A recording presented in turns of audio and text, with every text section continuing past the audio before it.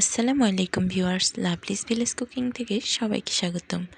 আজ আমি আপনাদের বানিয়ে দেখাবো ফুলকপির পাকোড়া। এর জন্য আমি একটি ফুলকপি থেকে নিয়ে নিলাম কিছু অংশ এবং এগুলোকে আমি ছোট ছোট টুকরো করে কেটে নেব। চেষ্টা করবেন সবগুলো টুকরোকে সমানভাবে কেটে নিতে। এরপর আমি এগুলোকে ধুয়ে একটি হাঁড়িতে দিয়ে সেদ্ধ করে নেব।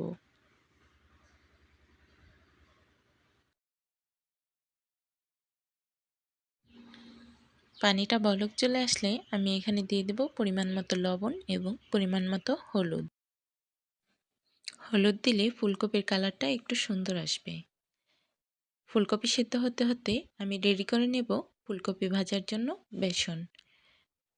এর জন্য আমি নিয়ে নিলাম 2 চামচ পরিমাণ বেসন, 2 চামচ পরিমাণ চালের গুঁড়ো, নিয়ে নেব হলুদের গুঁড়ো, মরিচের গুঁড়ো এবং হজের গুঁড়ো।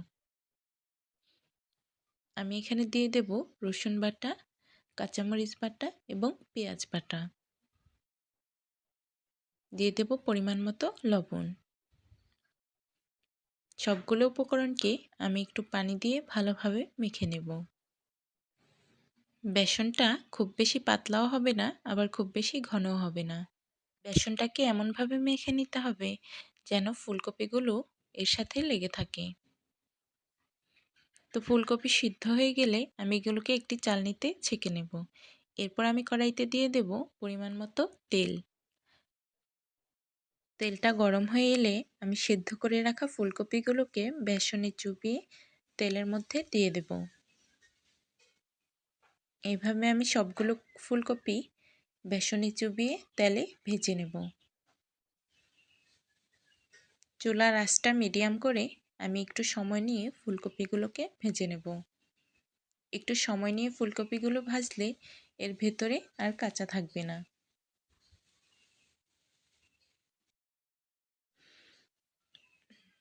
বন্ধুরা দেখুন, আমার ফুলকপিগুলো ভাজা হয়ে গেল। তো বন্ধুরা, তৈরি হয়ে গেল আমার ফুলকপির পাকোড়া। এই রেসিপিটি খেতে খুবই মজাদার। বন্ধুরা, ভিডিওটি ভালো লাগলে চ্যানেলটিকে